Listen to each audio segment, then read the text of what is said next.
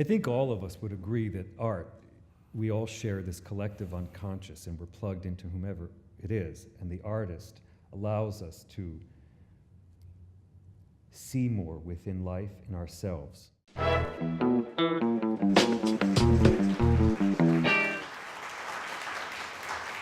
Shoot. Thanks everyone for coming. Sir. Again, sorry for the wardrobe malfunction. We had nothing to do with it. I have a series of questions for Ralph Rucci, and don't you love the way he says Ralph Rucci? It's Ralph. Ralph Rucci. And afterwards, I shall open the floor to the audience, and Ralph can take some questions from you. Okay. You ready? Sure. Was the realization of Chado, the realization of the name, the term Chado, was it an eureka moment, an epiphany, or a gradual, deliberate, evolutionary sort of thing? All of it. In 1987, someone gave me this book, and it was called Chado. And you all know what Chado is now. And I think many of you know Vivian Van Atta, that works for me for many, many years, works with me for many years.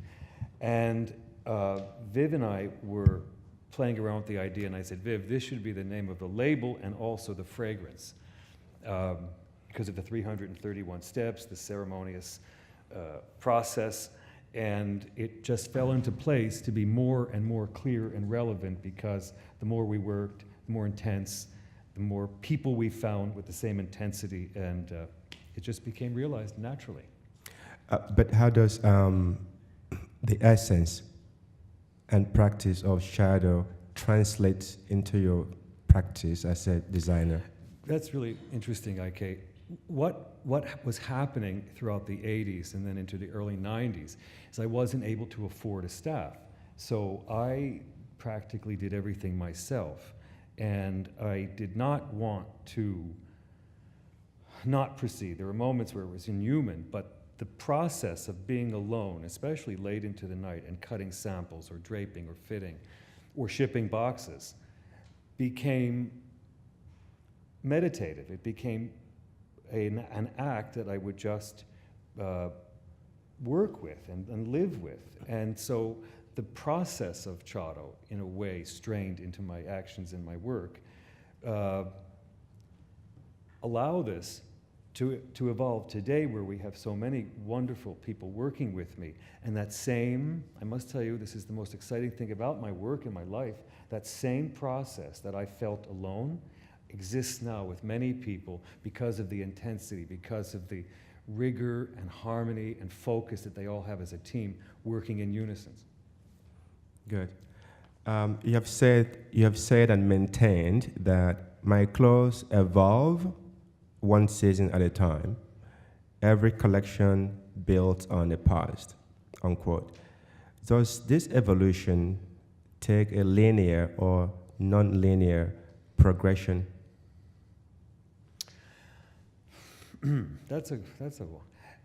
It's a flat line, huh? I start a new collection from where I left off with concepts that I want to explore, things I feel were left out, conclusions that I want to make within my own self. And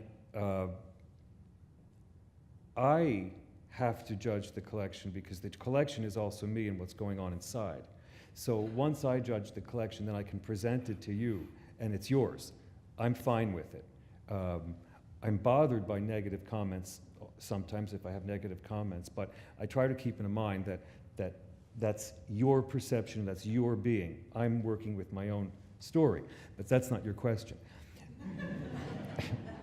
What I hope occurs, and you see it's out of my hands, is the trajectory, that we move to another level, and it's perceived as that. But I don't know that that's going to happen until after it's shown. I mean, we could feel it, and my team is all excited, but I consistently have self-doubts, and I ask them, how does it look, how does it look, how does it look? Because right. it's just my nature. How important is fabric to you? Fabric. Yes. Oh, it's air, it's life, it's essential, and it's. We don't work with synthetics, not because I have some sort of snobism about synthetics, but synthetic fabrics don't contain the properties that are necessary to build the clothes that we have to make. Plus, I'm very much within the fact that they have to have longevity, and I don't see clothes, and I don't participate in a process of making clothes that have to do with a given trend. My standard is to try to submit and offer you things that are coinciding with your psychological state, spiritual state, and our social state. And hopefully they build on themselves season after season. But the problem with the fabrics is that there are very few mills left in the world that can produce and make luxury, extraordinary fabrics, because the demand, because of the cost, is not that significant. And it's quite a problem. We work with perhaps 12 different mills, and then 3 of those are our key people. So it's an ongoing problem. Are there some cases where you have some extraordinary synthetic fabric that is remotely close to natural fabrics? The synthetic fabrics that we use that lend themselves are wonderful matelassés and cloquets when I decide to use things like that. I don't know if you all know what cloquets and matelassés. It's a blistered effect in the fabric, and often you have it with Lorex threads, and it needs to have a synthetic fiber in there so that the property of the cloth looks blistered and it has a texture, and the synthetics hold it together. Mm-hmm. Now, yes, we use those, but and I'm not saying this to make you laugh, I don't shop for a polyester fabric because it doesn't exist. The hand cannot be thrilled by it. I see. By and large, your work quotes a select number of visual artists, primarily painters, respectively. What do you get from them? For example, what do you get from Francis Bacon, Joseph Beuys, Cy Twombly, Antonia Tappers? Can you? I think all of us would agree that art, we all share this collective unconscious, and we're plugged into whomever it is, and the artist allows us to see more within life and ourselves. And the artists that Ike just mentioned are my particular favorites, because they ignite something within my collective unconscious that allows my work to be pushed further each season. Now, the first man he mentioned was Francis Bacon. He's disturbing. He's also painting in 4 dimensions so that you can have a perspective of his mind. And I find it so intensely powerful, plus his color choice, plus the man, his life.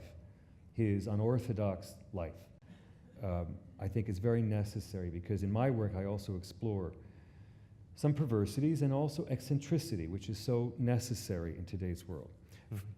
Cy Twombly is an icon, a touchstone for me, because of the reduction. When you look at a Cy Twombly canvas, and I'm not talking about the blackboards, I'm talking about the later works.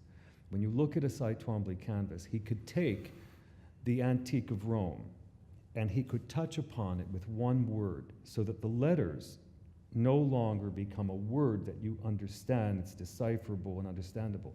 It's a shape, and it's a sign of distillation and restraint. 2 major words in my life, taken also from Balenciaga: to restrain, to distill season after season. And what about Beuys? Oh, Joseph Beuys is another one of my favorites. I'm sure all of you know who Joseph Beuys is. For me, Beuys is that experimental mind, and almost taking pop culture, mixing it with antique and Dada, and making it his own voice, and then performing within the work. I wish he were still alive. Yeah, Beuys is a post-war German, variously painter, performance artist, and shaman as well. Mm-hmm. There was a writer by name Nicole Phelps. Mhm. She reviewed your work in Paris in '07.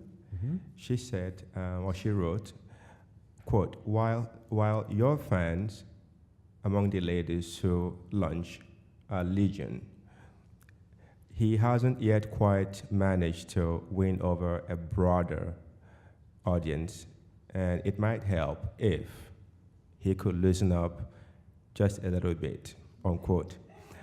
What do you make of her remark?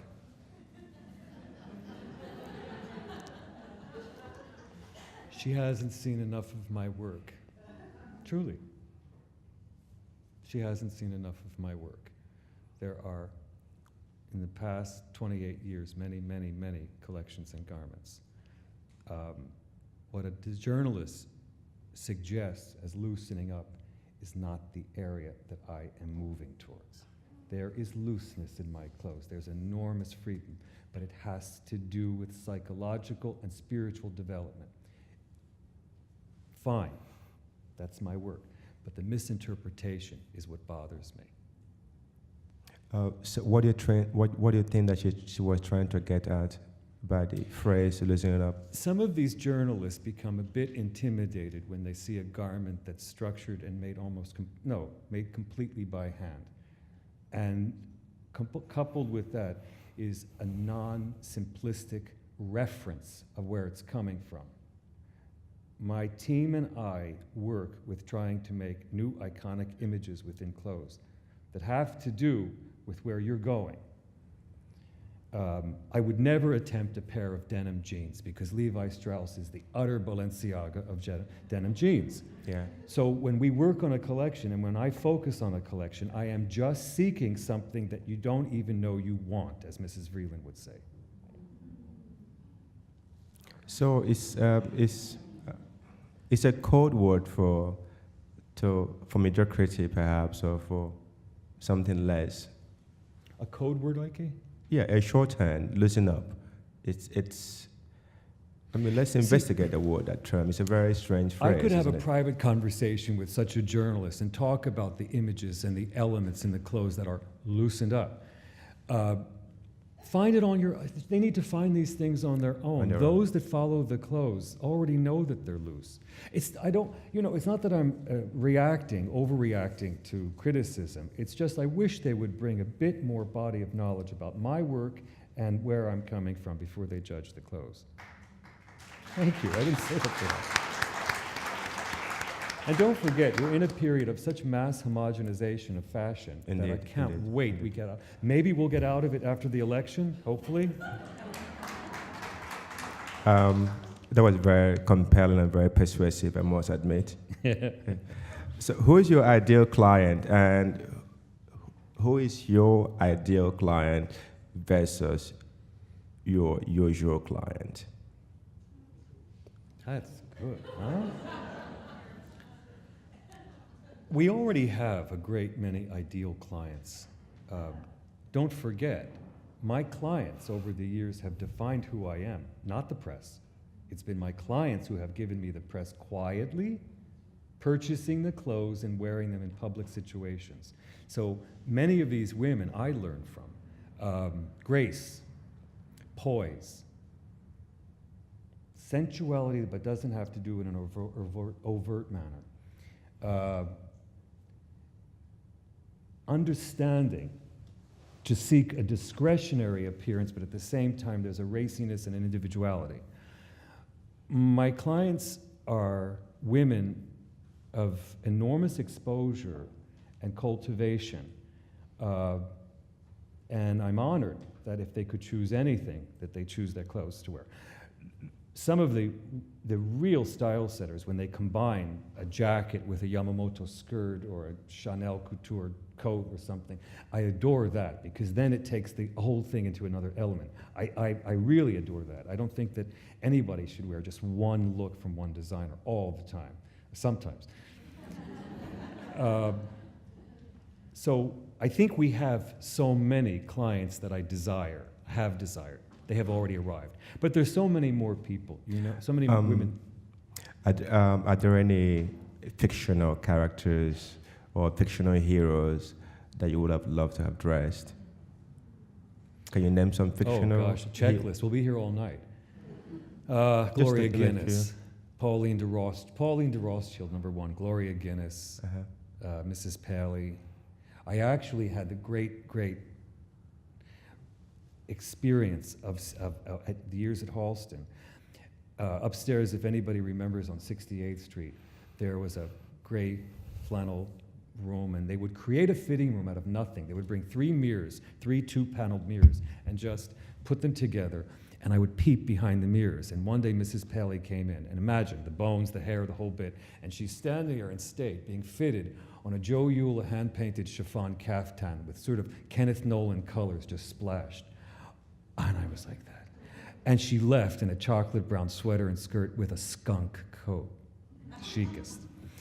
So Mrs. Paley, we did make things for Mrs. Vreeland, but when she lost her eyesight, we made and that was wonderful. When she knit cashmere throws she wore in bed.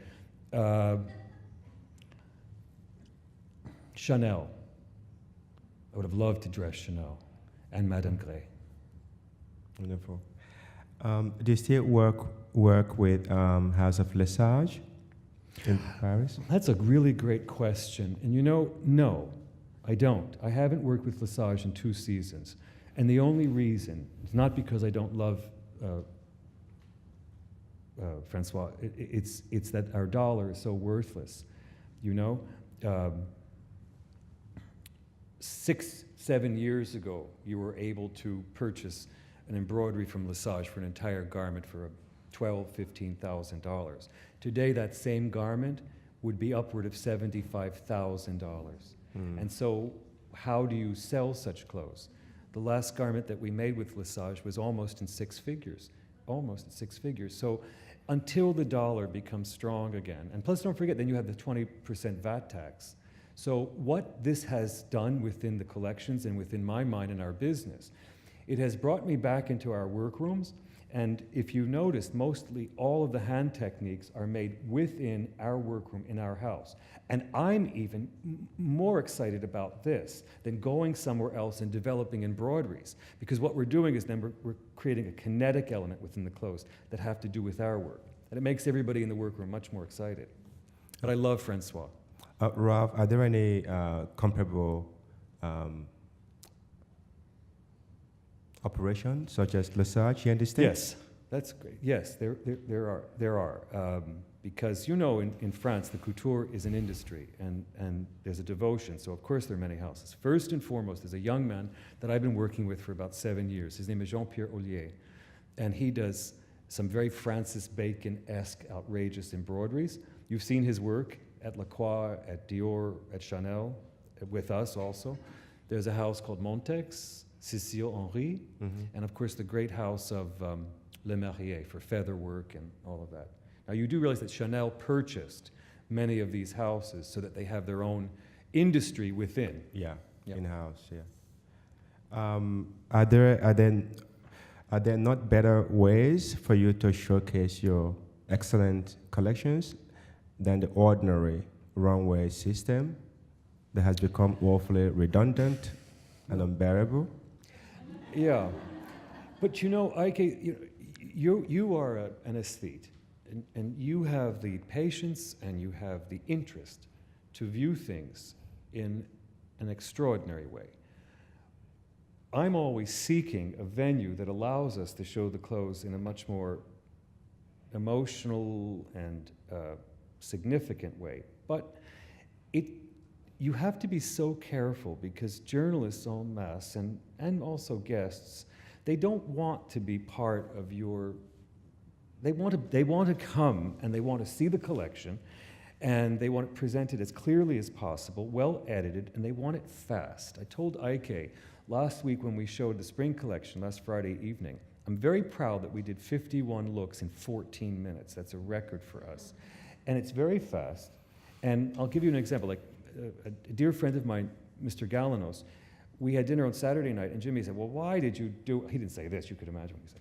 He said, why did you do that? I couldn't see anything. How can you expect people to study the clothes? But if you are trained as a journalist, and we do this mostly for the journalists and our clients, because our clients will come up to the showroom and spend hours and days playing with the clothes. You see the look, you get the message, next, next.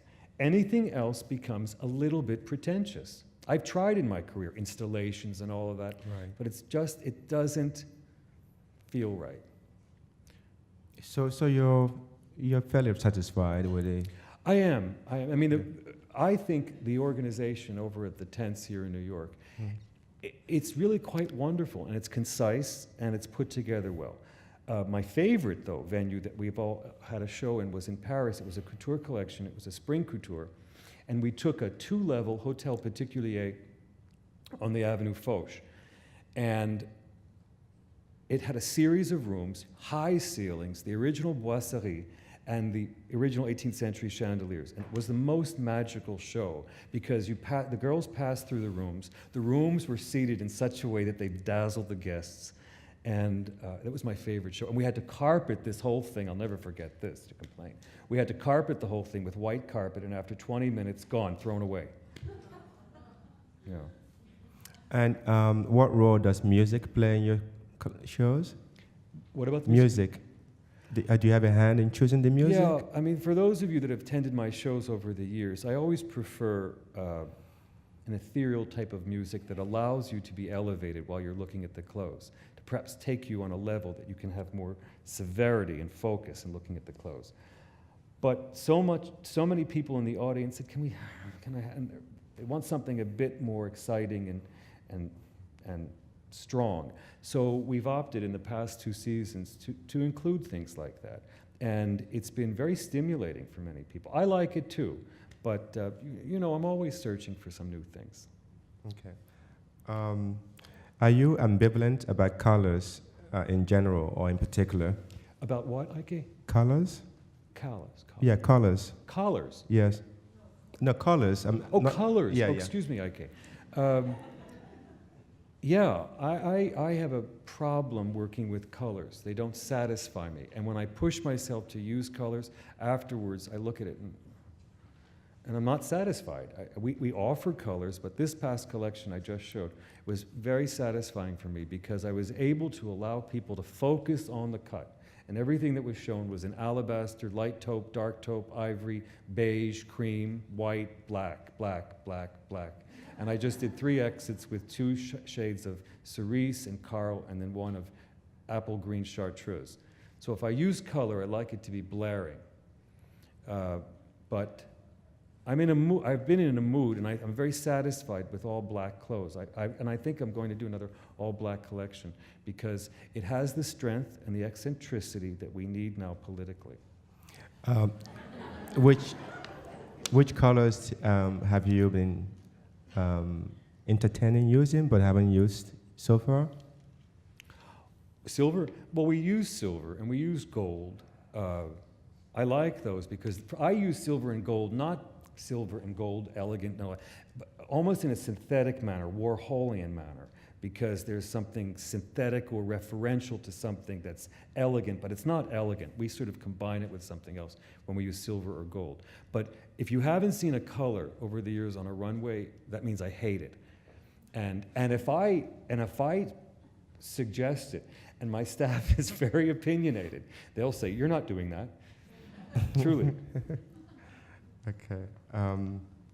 So far, which are the most outstanding collections you are very proud of so far in your career? Well, always you say that the last collection that you showed was your most complete step forward, and I'm very proud of the collection we showed last week. But the touchstone collections for me, Yes. number 1 was the very first couture collection that we showed in Paris in 2002. It was a fall-winter collection, and for me, it was almost a religious exercise in presenting the intensity and the reverence to this audience of couture, and they got it. They got it, and that was an important collection for me. And 2 fall ready to wear ago. Is it 2 Thread of Life, Sammy? 2 falls ago. 2 fall collections of ready-to-wear when we did that technique where we took a 1/4 inch of the fabric and hand set it on the surface, and I wrote messages on the clothes. So it would just, you would walk, come to you, you would read the message, and it would float away. That was magical, to create 3 dimensions. The collections that you're most proud of, are those necessarily the ones that the journalists are very happy with? No, that's really interesting. I've never thought about that, Ike. Interesting. The first collection of couture, I was shocked in Paris because the reviews were extraordinary. The French got the devotion and the passion that we had, and we were bringing just to participate in the honor of haute couture. The Americans didn't. I think perhaps because I might have been leaving the slot they wanted me to stay in. That's why I did it. And the Thread of Life collection, Laurent Philippon, who does the hair for my shows, he had the most extraordinary idea. For those of you that were there, you saw it. He took saran wrap, a thin layer of saran wrap, and he covered the models' heads that were back and lacquered and severe with this wonderful braided chignon in the back. And he just put this level of saran wrap that was so clean behind their ear and here. It was so magical and modern. They didn't look like aliens. They didn't look like mannequins. They looked like polished, feminine beauties. Every review talked about how much they hated the head. So. How do you maintain the overall quality of your work? Obsession. Obsession. Obsession. Obsession. Total obsession. And it's not just me. There's a disease in my office. And they all, I'm not kidding, they all have it. And we had a conversation today about shipping a garment. And I said, it's fine. Oh, I know. There's a tulle little jacket. You saw it on that black velvet dress in this video. There's a tulle jacket. The technique is called boulon, where you hand tuft it on a ground of gazar, and then they passed velvet ribbons to stabilize the 3 quadrants. And Anne, she handles the toiles for the flue, soft things. Anne said, I'm not going to approve of it. And I said, why? She said, I don't like the way the armholes are being graded. The clock is ticking. I said, no one, you're not going to see that, but they're equally as obsessed with everything. So, would there be any circumstances that would compel you to outsource your production? Mm-mm. No circumstances whatsoever. No. Your work is an indication of you. And if I have to work this hard, I cannot offer something that I don't believe in. You know what? So after all these years, I can't work any other way. It's ingrained. And it's also ingrained with a certain, admittedly, paranoia, neuroses. No, it's true. I mean, you don't work like this in a state of normalcy. But I accepted it over a year. This is my life. So even if you start to design, say, lower, cheaper line? I don't know how to. What we are going to do, because we have to broaden the base, and we're looking for, finally, after all these years, investors, but we are planning product categories. We already have a fur licensee, and I tell my office, there are more furs than just sable. We could do lots of other things. And we have a fur, and we've developed the fragrance. I'm so excited to tell you about that. We've developed the fragrance with Givaudan. It took about 2 years to do, and they're looking for a manufacturer for it now. And those are the only licensees. So what we're getting into are product categories that I presently purchase: the shoes, bags, small leather goods, gloves, and eventually I hope menswear. But I'm not going to do this until we have the proper financial structure, because I want it to have the same control and perfection as the apparel. And the question that Ike just asked me is a very serious point. And one of the reasons why we did the couture, in a way, to create the ready-to-wear is the less expensive collection, even though it's quite costly. I don't possess the talent to know how to do that popular price clothes. When I was starting out many years ago, I tried, and I just don't have the talent. Because if you take our fabric out, if you take the hand workmanship and the techniques that we develop, you're really not left with anything. Now, for example, those that know Vivian argues with me because we had this occurrence this year that I'm learning from. We have a small license with Vogue Patterns. Everybody knows it still exists. Across the country, home sewers can purchase a pattern for $26, and they buy into the allure of a Dior or whatever it is, Miyake. And they called us a few weeks ago and they said, you know, the patterns that we purchased from you, the styles are in our top 5 sellers. They are simplistic. They purchased some simple things. But I don't know, I'm looking at this as a possible formula. Do I have the possibility? But I don't know. And if we did get involved in a less expensive collection, I would like it not to be serious clothes. I would like it to be sports clothes and activewear. You know, almost Corregian in a certain way, not meeting the 60s, but meeting the next decade, because I think health has so much to do with apparel. So what is the price range of your clothes? No. Ike. Just They're expensive. very expensive, very expensive, very expensive.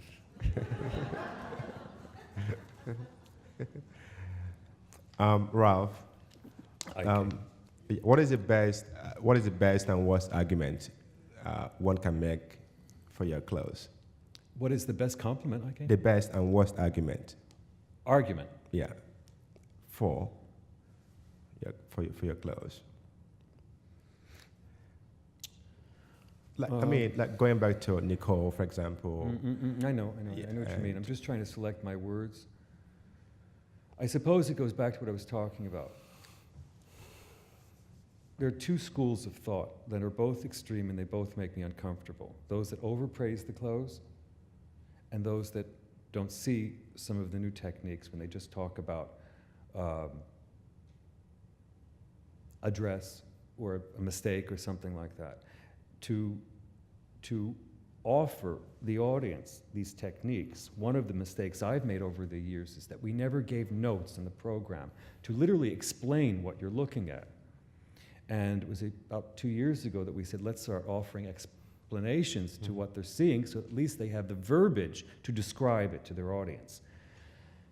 So the two extremes, to answer your specific question, those that overpraise it and those that dismiss it too quickly, those are the worst. I see.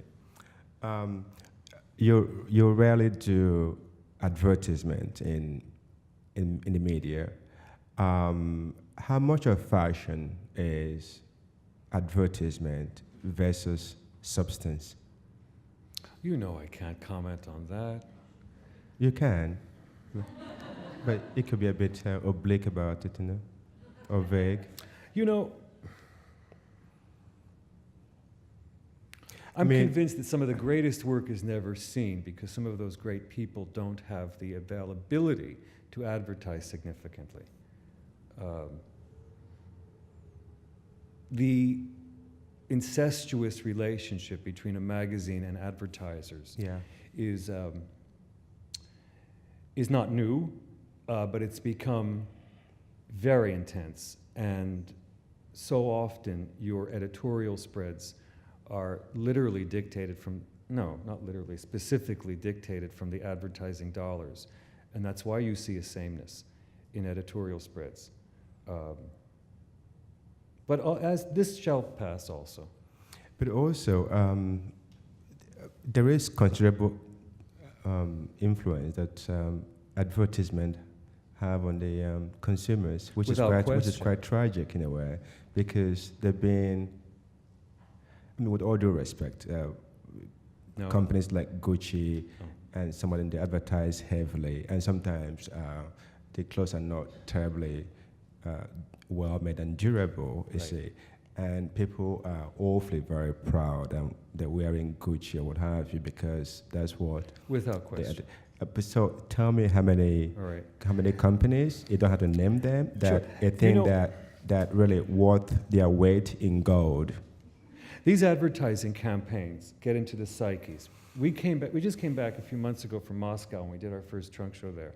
And literally clients come in, we were at this department store, the finest department store called Zoom, and they will bring in a picture of a Dolce & Gabbana plaid ball gown with over made up models and Veronica Lake hair, antiquated, and say, I want this dress. And so, yes, the power of a strong advertising campaign is blinding. Why do you realize that Comme des Garçons doesn't advertise? Yes, because yes. conceptual advertising is yeah. much too difficult for people to understand Right. or accept. And when we did advertise a number of years ago, I didn't have enough financial support to advertise in a significant way, and we placed it in esoteric magazines. Yeah. I love his. We still advertise with Ike. But we did very out-of-focus, Francis Bacon'ian images of apparel moving through space. And you cannot believe the calls that I got at the office. We had one ad in the New York Times Fashion of the Times, and I had women calling me saying that I was sexist because I showed a woman in one layer of chiffon just moving like a brushstroke. But it was all out of focus. What I find interesting in advertising is disturbing, so I don't want to advertise yet. But also, I think the larger point I'm making is Yes. there aren't that many great fashion houses with compelling argument in terms of their work. So they overcompensate through advertisement, you see. Yes, I agree totally with you. I don't want to mention names, Yeah. but I will mention a name that does advertising to utter perfection, and the products are just totally perfect, every category, and that's the House of Chanel. Yeah. Whether it be sportswear or couture, it's perfection. Makeup, everything about it. That's very fair of you. What worries you the most in your practice? That something will happen to me and I won't be able to do it. That I would lose my eyesight, that I won't be able to use my hands. I think about it a lot. I turned 51 this year, and I think about how many years I have left, and I haven't even touched so much of where I want to go. So I think about that a lot. I think about the fact that some of my team members have been with me since '86 and '88, and they're tired, and we work very hard. And when they retire, there is no one to replace them. Even though we hire and train young interns and they begin to grow in the manner by which we work, and young people come in, but we no longer have a high fashion, American fashion industry in New York. I'm sure you realize this. When I entered the profession, we had all sorts of contracting shops with immigrants, wonderful immigrants that were taught this talent in their homelands on 39th, 40th, 38th, 37th Street between 7th and 9th Avenue. They're not there. They died. I'll give you an example. When Jeffrey Bean passed away and they closed the workrooms, most of the people in the workrooms are in their 80s. All those extraordinary people that make clothes. So, and we've experimented. You can't make this in Normandy, and you can't make this inside of Paris, and you can't make it in Italy. That's why, since he said it, I can say, that's why you see Gucci still having the bits and all of this. It's a camouflage for the lack of integrity that you can give the garment through handwork. So I worry about that. Do you have any plans, or have you laid the foundation for the house for Chado to keep flourishing with or without you? We're doing that right now because I begin to see myself as having finite time and space, and I can't do everything myself. And it hit me. I mean, after 28 years, I cannot move to the next level without some assistance of someone that believes what we're doing. So yes, we're doing that actually right now. In the past 8 months, we've been working on it. Thank you, Ralph. Thank you, Ike Ude.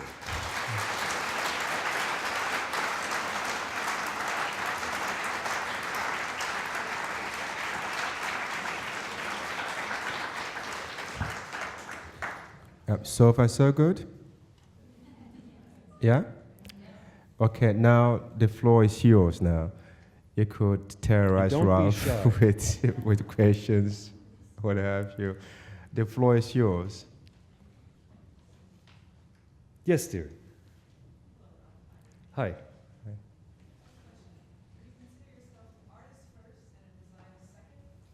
That's for you to say. That's for you to say. I just have to work and do. If I'm working on a sketch for a painting of study, or if I'm working on some studies for a garment, the construction, it's just my life. The judgment comes from the audience. Yes, ma'am. There are some design elements that I'm seeing very consistently. One is kind of a tail on I saw it in some of the clothing Mm-hmm. and Video. but here on this jacket of yours, there's sort of like this little tail, and at the end of it there is a knot. Yes. You do knots on your Yes. buttons, but also elsewhere on the end of the skirt. And I just wonder, what significance is that tail and those knots at the end of the skirt? It has to do with Japanese basketry. I have a fascination with that. So when we make a 1/4 of an inch seam, we place that 1/4 of an inch in there, and we define the seam and then knot it off. So it just has to do with sort of my interest in Japanese basketry. But sometimes I have to tell you, because I know who you are. You come up to say, you always examine the clothes, and thank you for being here. But we also hide darts and seams within all of those little knots. Yeah. So there's a little sneaky way of.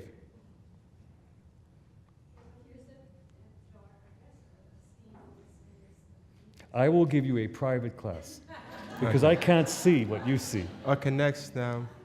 Next, who else? Next. You? Yes.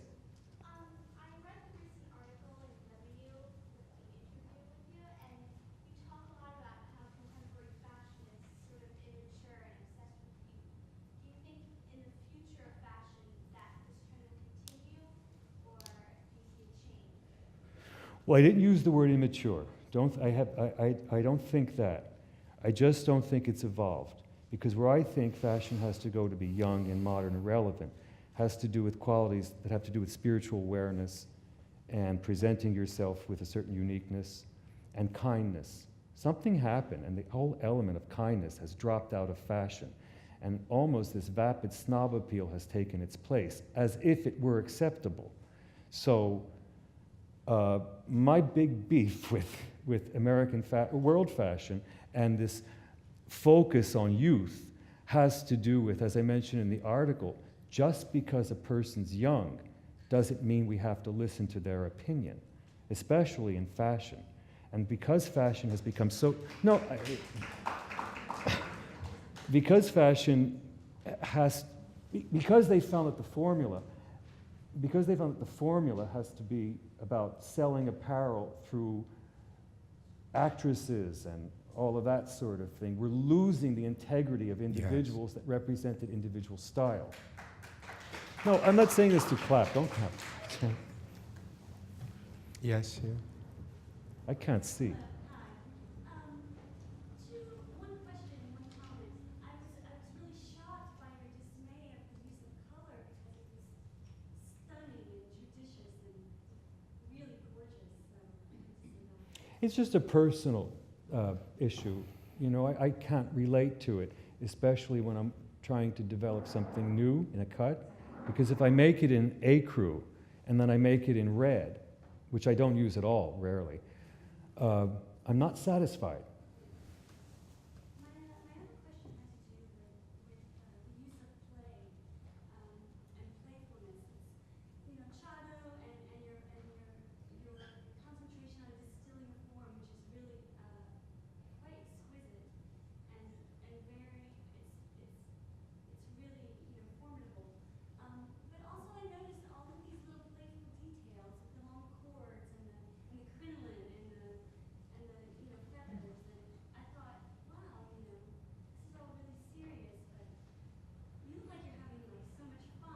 Oh, I do. But you know, they're also there to throw you off track. Because if there's an overt femininity in that garment, find it. There's something really perverse, too. Yeah. Any more questions? Yes, ma'am. You said that many of your garments are made by hand. Indeed. When you say by hand, you actually mean by hand or individually, By hand. I'm seeing who in the audience is wearing something that I could model. There are some garments that you saw that had to do from the fall collection or the latest collection that are just my obsession with weightlessness. They're silk tulle, just one layer of silk tulle, and then we apply the wool or the cashmere on top and create patterns, energy patterns and so on. And that's all applied by hand, everything. If you see a double-faced suit, sometimes we take the double-faced fabric and clean all of the edges. And then instead of slot seaming it inside and making one side by machine and the other side cleaned by hand, we then just suspend them next to each other, kissing, and then we attach them with worms. So, you know, it's an obsession, and today we spent half of the day talking about it because then you get into this whole delivery issue because the clothes take so long to make, but yet we're in a ready-to-wear formula, and how do you deliver on time? So Ralph, do you feel sometimes that you should have been designing at a much earlier era than ours? Not at all. No? Not at You're all. quite fine. Here, how do I put this?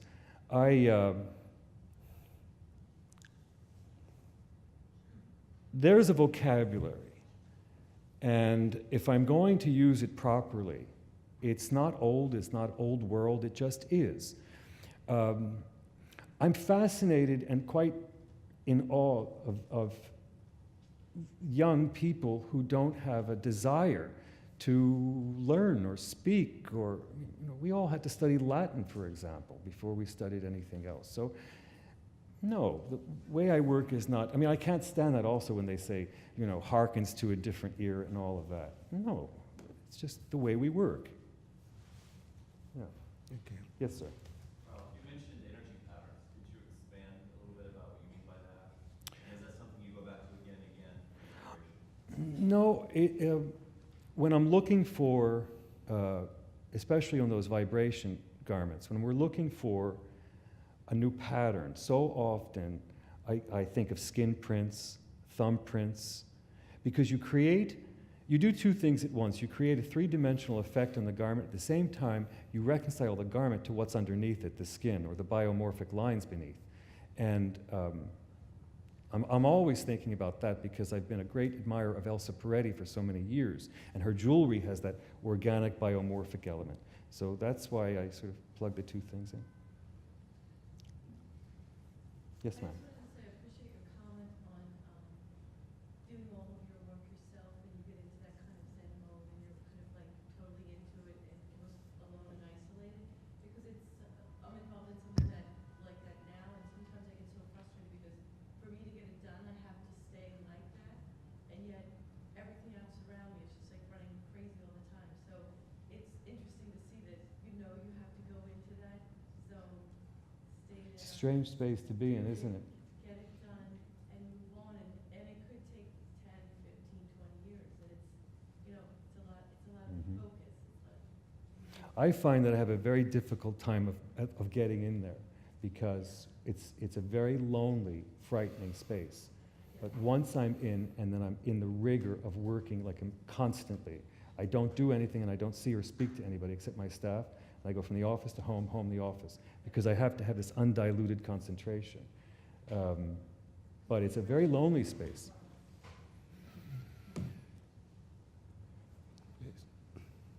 Ralph, you talked about the energy and the vibration being present, your design. Being in the moment, do you still find yourself to be inspired by vintage and antique textiles or lifestyles? I'm not. I'm inspired by rooms, especially rooms by certain great decorators. And if the antique textiles happen to be part of those rooms, then that's great, like velvets and different satins and damasks and so on. But I think a great deal about where women are wearing these clothes and the rooms, because so often, all across the world, women wear these clothes in other people's homes and living rooms and dining rooms because they see each other socially.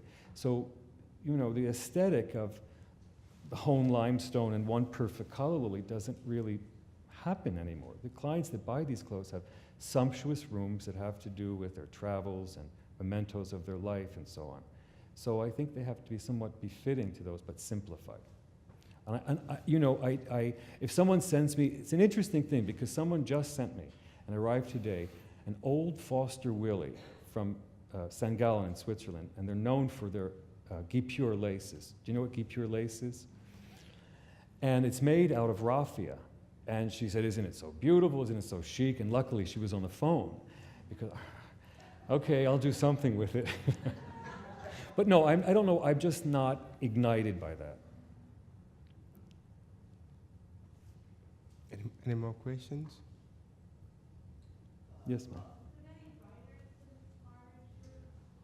Yeah. The one that first comes to my head, you know, since I studied literature in college, I read had to read so much, and all of that went into almost a historic background of research. But the one person that comes to my head, just because of the way he flew through his work as a social commentator, was Truman Capote. And then I think the Francis Bacon of writing is Tennessee Williams, because of all those elements he hit psychologically. Mm. I have a question. Yes, sir.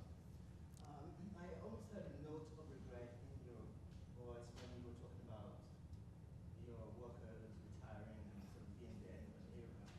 And being the only American designer artist that has been accorded this by the Haute Couture of France, what responsibilities do you feel, or what would you feel that you could do to pass on the baton to future generations, or to sort of ensure that? Very important. Boy, is that a great question. Well, I say yes to any time I'm asked to speak to young people and students. And I love that. It's very energizing for me.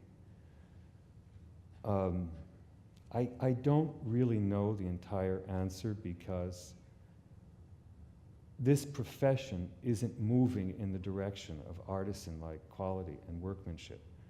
And so many of the young people want to be photographed first.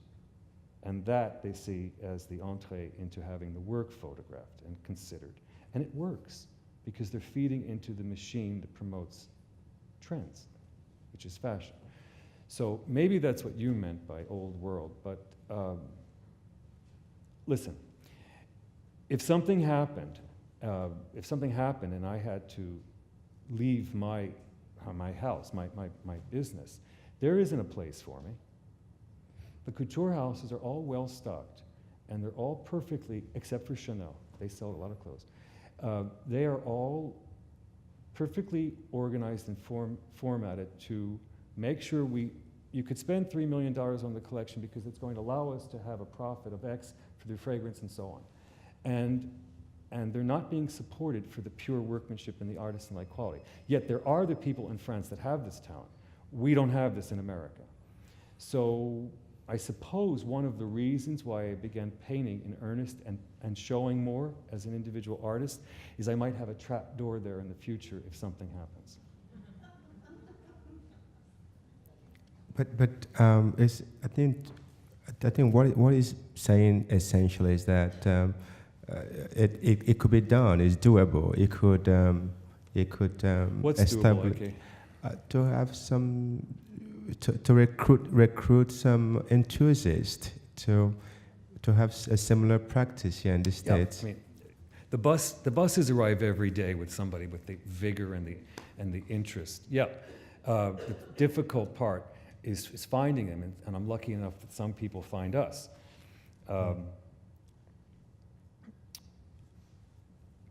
But it's difficult to find those purists because they're so often blinded by the glamour of being included in a certain magazine's format.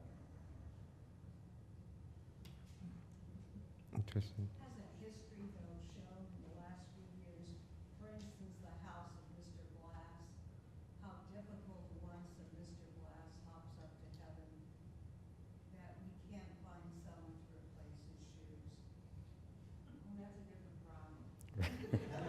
I will now open the floor to Joy and Iris.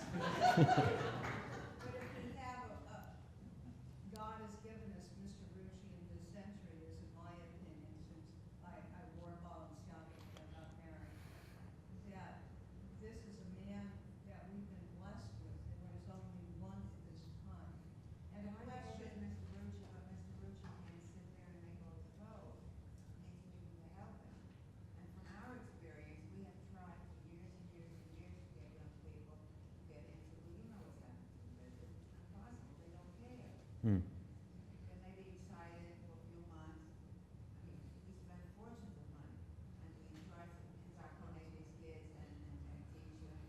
And then we go back after 6 months and we say, where's Pasquale? Oh, Pasquale has left. Why? Where did he go? Oh, he wanted another job. Why? Well, he went to a bank. Why did he go to a bank? Because he can leave at 2 o'clock. Oh, yeah, that's important, Iris. I mean, it's awful. There's no right about these kids wanting all the fame. I mean, it's this media freak concept. It's terrible. I don't like to sound like a voice of doom, but it's very, very difficult to replace all fame. and Can't be yet, done. Hmm? and yet, there are those of us who sell the clothes. That's who right. Are out in the front line, and there are some of us who do get it and can impart some of that excitement and enthusiasm to the customer. Right. And so that does travel, you know. Yes. You're absolutely right. That enthusiasm is there, no matter that, but we're talking about the actual people who are making it. Yes. I mean, workcraft is full of very, very pretty clothes, but they don't hold a candle to craft's workmanship. It's a whole different ballgame. Mr. Ude, I have a question for you, and that is, as a journalist, you spoke before about this woman that was highly critical of a collection that I witnessed in Paris, Mr. Rucci. Why does the world give credence to a woman who has no feeling or understanding of what happens to create a collection like that? Well, because I'm not sure that the world gives credence, to borrow your term, to her. It's just that the sheer nature of journalism is that a written word or spoken word is out there and it's kind of viral.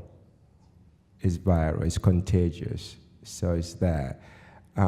So my quotation of her remark on Rucci is not an advocacy of her myopia, say, but simply an exquisite provocation of to Ralph Rucci to say something. You know. Well, it seems to me that Mr. Rucci's work celebrates the gift of fashion in the discovery of our true self. Most certainly. Oh, Ralph, I have one. I was wondering, have you been approached to do costumes for movies? Not for movies, but we did really great, interesting costumes for. There was a ballet this past year for ABT, and the ballet was called Chuck Close. If anybody read about it, and Chuck did the sets, the background, and Philip Glass did the music, and Yorma Kumel did the choreography, and I did the costumes. And I had worked with Chuck and saw the sets, but so I did something totally incongruous, these big black satin infanta skirts on both the men and the women. And the women had maillots and the men were naked. But when they turned, the ball gowns were open in the back, and when they turned and opened them, Chuck's face was in that pointillist embroidery underneath. Wow. And we had so much fun doing that. Yeah. And I did, I'm doing clothes for an opera in Toronto in 2011. That we Fantastic. can't wait to do, right, Sam? Yeah. That's great. I would love to do film. Do we know anyone? Like, what directors would you want to work with? What directors? Any? That really twisted one that did what is that film that I think it's so insane? 7 Deadly Sins, is it, with Brad Pitt? I think that's a genius director. I don't know, you caught me. I don't watch movies a lot because I fall asleep. I do, it's just... Yes? Going back to the discussion of young people, I find that there are more than ever people that are actually interested in fashion, young people, but I don't feel that there's adequate schooling. What is your daily thoughts? Of course there is. There's really great adequate schooling across the country. In your style of handiwork? I don't know. I was out at the San Francisco Art Academy this past year, and we found incredible kids out there.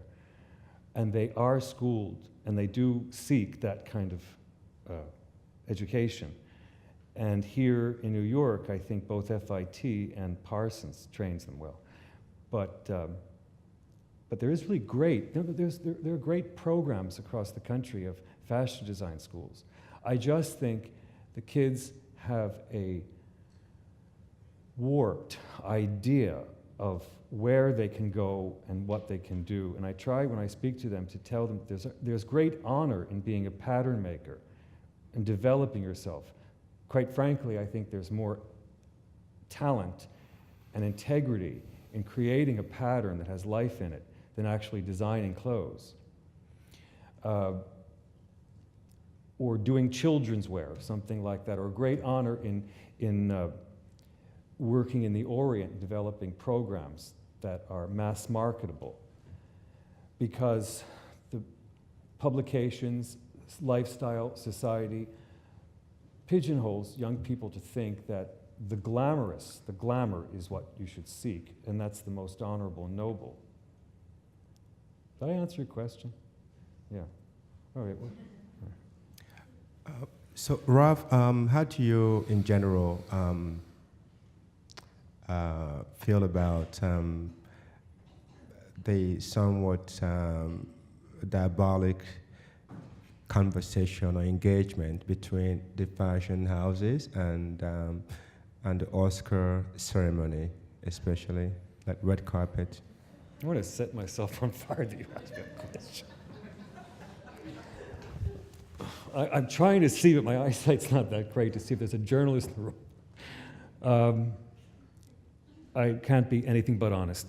I think that one of the largest steps that we've taken as a profession into this whole realm of mediocrity is when we began to use the red carpet and the awards programs as a vehicle by which to sell clothes. I know that there are many people who don't feel the same way that I do, but I also happen to be in business, and you can't imagine the process of lending clothes and what and who you have to deal with. We don't do that because I'm in business. I can't afford to. Firms pay certain actresses deep in 6 figures to wear their clothes. So, you know, it's a separate part of the business. It's very significant, and it literally works. It works because if you see Nicole Kidman wearing this dress, it is knocked off the next day and it sells out at very handsome prices. So we don't do that, we don't participate, and it's not going away. It will be here, and I just choose not to participate or even watch. You know, especially, do you love when they have these programs that do commentary on what people are wearing and then they trash them? It's awful. Okay. Yeah. I was interested in your advice for youth in regards to those of us who went to the good schools, like myself. I went to FIT, I did quarter programs, and I have a passion such as yours. But now, after all of my training, there's nowhere for me to go. No. What would you say to me? Same thing that I did. You don't leave any stone unturned, especially if it's your life and it's in your blood. You look and you do whatever you have to do to get by. I mean, I did cheap blouses in polyester. Um, I remember just also to support my business in 1987. I stayed up for 2 days once to do a cheap two collections of blouses overnight. But you have a place. You just have to find it. And no one has your destiny planned except yourself. And that's so true. And it's a very, very inhuman profession. Kindness is not used. This is what it is. And I'm sorry to say. On that note, That's not a good note. Let's end it with something positive. That's depressing, isn't it? Yes, sister. Ralph, you said in 2002, before you went to the couture, that you were created for that very moment. Do you still believe that you're created for this very moment? I'm so glad you asked that because it's going to end us on the right level. Yes. Coco Mitchell is my fitting model for 13 years and recently moved into public relations in the office. And Coco fit every single garment, every single collection for all those years. And what she just said was totally, totally clear and relevant because I struggled an enormous amount. I think too much, but when we showed in Paris and I came out there like a deer in the headlights, I was shocked because I understood that the reason why I had to experience all of this hardship is so that God would have allowed me the appreciation to be given this gift, to be able to do this with my life. It's both a gift given and also a gift that I try to give back. So thanks for asking that question, Coco, because it was the moment, I think, that I connected with my past and my future. And I also then built this shell that just kept on one complete vision because I had no other choice. Ralph, I think one of the greatest things is I went with you when you went to Wayne State, I believe, and that you talked to the young people, and that's very encouraging and very helpful to them to hear that you didn't just hit it all at one time. Oh, God, no. That you struggled and that you got there, and look at you now. I mean, people can't really copy your clothes. There's so much detail work on them and all. But it's great that you Thanks, talk to Jen. young people and help them, I think, from their education, and there's this place for them in life. There certainly is. We're all starting to appreciate more what we don't have, and as you said, we don't have couture here in the United States very much. I mean, you pretty much, that's it. You're all for that. Yeah, John. Yes. Yeah, I agree with you totally. Yeah, it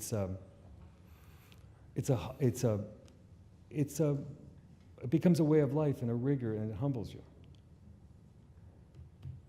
So, thank you for having us. Thank you.